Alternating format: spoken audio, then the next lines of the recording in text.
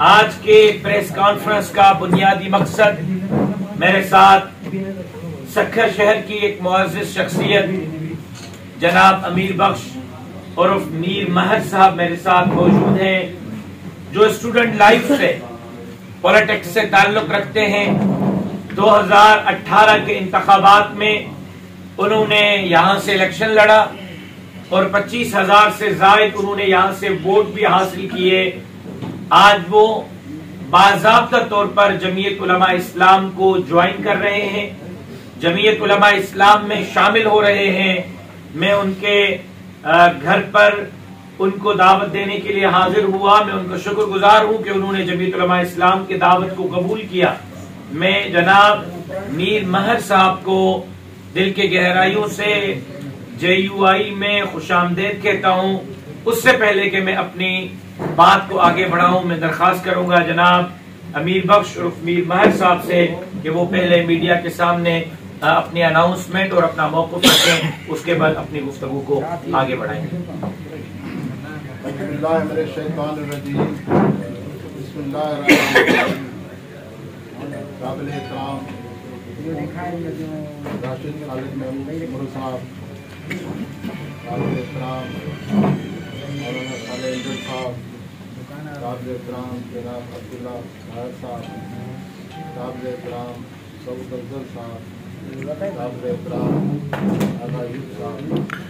और यहाँ पर जो मौजूद हैं जमीयत उलमा इस्लाम और ख़ुसूसन मैं आप सब लोगों का मशहूर हूँ। ख़ास तौर पर मैं राशिद खालिद महमूद सुमरो साहब का मशहूर ममनून हूँ कि उन्होंने मुझे ये जो बख्शी और मुझे दावत दी जमीयत उलमा इस्लाम में शामिल होने की, तो मैंने अपने तहे दिल से कबूल की। और जैसा कि आप सक्खर के लोग, सक्खर के साथ भी जानते हैं कि 2015 में मैं साबिक MPA के सामने जिसकी चेयरमैन का इलेक्शन लड़ा आज़ाद हैसियत में, मैंने अल्लाह के फजल से बड़ी नींद से जीता। उसके बाद 2018 में फिर दोबारा मैंने आज़ाद हैसियत से इलेक्शन लड़ा, जो कि हमारे डिस्ट्रिक्ट सक्खर की एक तारीख है कि आज़ाद हैसियत में आज तक पहली बार तो किसी ने जरूरत नहीं की, और अगर की भी तो इतना वोट नहीं दी, जो कि मेरी कामयाबी अनाउंस नहीं हुई, मगर आप लोग जानते हैं कि वो भी मेरी कामयाबी थी, इतना बड़ा वोट था। फिर अभी इसकी इलेक्शन जो बल्दियाती हुई, जिसमें भी पुराने सक्खर से मैंने इलेक्शन लड़ा और उसमें भी मेरा वोट इनफरादी तौर पर बाकी पार्टियों से ज़्यादा। तो आज तक मैंने किसी सियासी पार्टी को ज्वाइन नहीं किया कि मेरा नज़रिया किसी से नहीं मिल रहा था। जमीयत उलमा इस्लाम की मुझे दावत मिली, तो यकीन करें कि मुझे बहुत दिली तौर पर ये खुशी हुई। ख़ास तौर पर शहीद सिंध खालिद महमूद सुमरो साहब की जो हमारे सिंध में खिदमात हैं, और उनकी खिदमत कभी भी फरामोश नहीं की जा सकती। और उसकी आज उनके जानशीन जमीयत उलमा इस्लाम पाकिस्तान सिंध के रहनुमा, उनके फर्जंद शहीद फर्जंद जिन्हें मैं कहूँगा, अल्लामा राशिद महमूद सुमरो साहब जब मुझे दावत दी, मैंने उनकी दावत को कबूल किया। और मेरी सियासी कैरियर का जो बाज़ाब्ता पॉलिटिकल पार्टी के साथ वापसी का ताल्लुक़ है, आज मैंने शुरू की है। इंशाअल्लाह ताला आगे ज़िंदगी रही तो हम साथ भी निभाएंगे, हम इनकी क़यादत में काम भी करेंगे और इनकी क़यादत में हम कामयाबी करेंगे। कल परसों तरसों आने वाले 2-3 दिन मुसलसल आप सक्खर रीजन में JUI में नई नई शमूलियतें देखेंगे। कल शायद हम आपको दोबारा ज़हमत दें, परसों दोबारा ज़हमत दें, उससे अगले दिन दोबारा ज़हमत दें।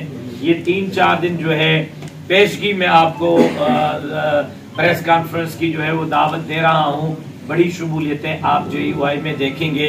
अवामी तौर पर तो जमीयत उलमा इस्लाम मकबूल रही है, जमीयत उलमा इस्लाम मकबूल है, लेकिन अब जो नुमाइंदगान रहे हैं अवाम के, वो भी जमीयत उलमा इस्लाम में शमूलियत इख्तियार करके गो के जमीयत उलमा इस्लाम के प्लेटफॉर्म से अपनी जद्दोजहद को मजीद आगे बढ़ाना चाहते हैं। लेकिन एक बात मैं अर्ज करूं, ये एक तासुर सिंध के अंदर दिया गया है और रोज़े अव्वल से दिया गया है कि सिंध में वन मैन शो है, कोई दूसरी जमात यहां पर जीत नहीं सकती, कोई दूसरी जमात यहां से वोट नहीं ले सकती। मैं आज दावे से कहता हूं कि साफ और शफाफ इंतखाबात कराए जाएं।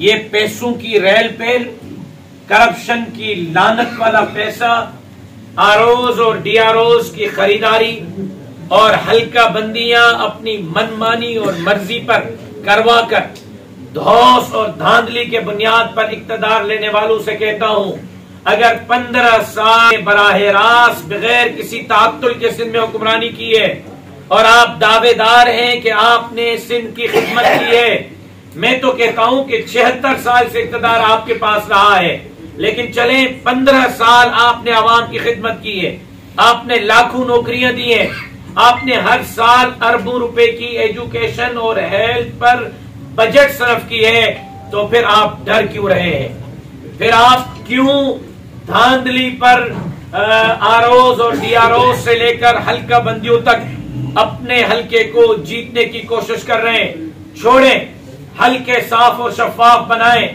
आरओज और डीआरओज के जरिए धांधली के दरवाजे बंद करें, आए अवाम में, आप भी मैदान में उतरें, हम भी मैदान में उतरते हैं। वोट देना तो दरकिनार, अवाम आपका अंडू और टमाटरों से इस्तकबाल करेगी, न कि अवाम आपको जो है वो मुंतखब करके असेंबली में भेजेगी।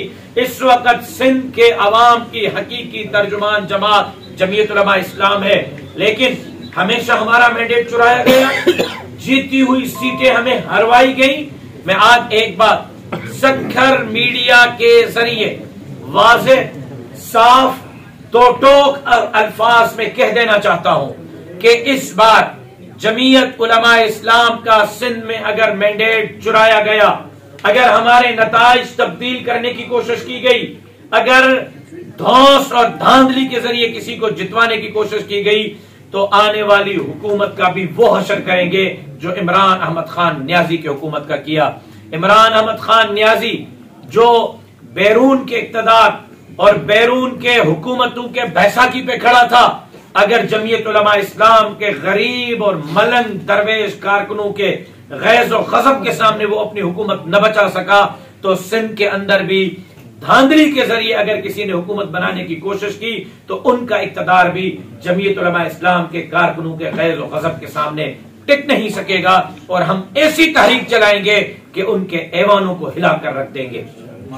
एक बात यह भी कह देना चाहता हूं कि इलेक्शन कमीशन ऑफ पाकिस्तान ने आरओज और डीआरओज और मातहत अफसरान, अब डिप्टी कमिश्नर, एसी और उससे मातहत एक स्कूल के हेडमास्टर के हाथ में दिए हैं। चलें इसको भी आजमा के देख लेते हैं। लेकिन एक स्कूल का हेडमास्टर अगर एक हल्के का आरओ और डीआरओ होगा और हम उसको फोन करेंगे कि भाईजान फुला जगह पर धांधली हो रही है, इसको रुकवाओ, मुझे बताओ कोई स्कूल का हेडमास्टर इस कंडीशन में होगा कि वो होने वाले धांधली को रुकवा सके? आरओज और डीआरओज के जरिए क्या आप एक मर्तबा फिर ऐसे इंतखाबात कराना चाहते हैं जिसमें किसी का एतमाद ना हो? अगर जो तरीका अब तक है, जिस तरीके से हल्का बंदियां सिंध में की गई, आप सहाफी गवाह हैं, आपके सामने है।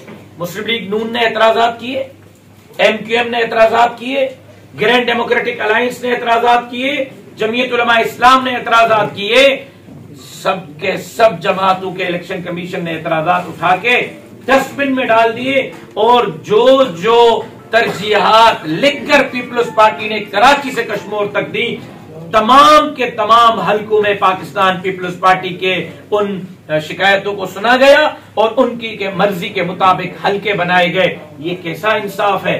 कोई एक दरखास्त पीपल्स पार्टी मुखालिफ जमात की पर अमल न होना, किसी एक दरखास्त के मुताबिक हलके न बनना, पाकिस्तान पीपल्स पार्टी के 100 में 100% दरखास्तों को कबूल करना, ये इलेक्शन से पहले कई धांधली की तरफ रास्ता तो नहीं बन रहा।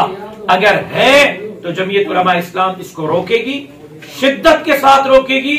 जिन आरओज और डीआरओज को आपने मुकर्रर किया है उनको पाबंद करें कि वो साफ और शफाफ इंतखाबात कराएं। कहीं ऐसा ना हो इन आरओज और डीआरओज के बाद कल ये कहा जाए कि पाकिस्तान बनने से लेकर अब तक जितने इंतखाबात थे वो अच्छे इंतखाबात थे और ये पहली इंतखाबात ऐसे हैं जिसने 70 साल के इंतखाबात को पीछे छोड़ दिया है और सबसे ज्यादा धांधली ज़दा इंतखाबात हैं। अगर इस तरह की कोई प्लानिंग है आपकी, अगर इस तरह की कोई मंसूबा बंदी है इलेक्शन कमीशन की, तो अवाम को इम्तिहान में न डालें। इस शदीद सर्दी में हम जैसे गरीब उम्मीदवारों से खर्चा न करवाएं जो चंदे लेकर इलेक्शन लड़ते हैं, जो चंदे लेकर अपनी इलेक्शन कैंपेन चलाते हैं। फिर आप अनाउंस कर दें कि ये सूबा इसका, ये सूबा इसका, ये सूबा इसका, ये सूबा इसका, मरकज इसका। हम साफ और शफाफ इंतखाबात चाहते हैं। नहीं मिले तो उसी तरह हम तहरीक चलाएंगे जिस तरह 2018 के दांधली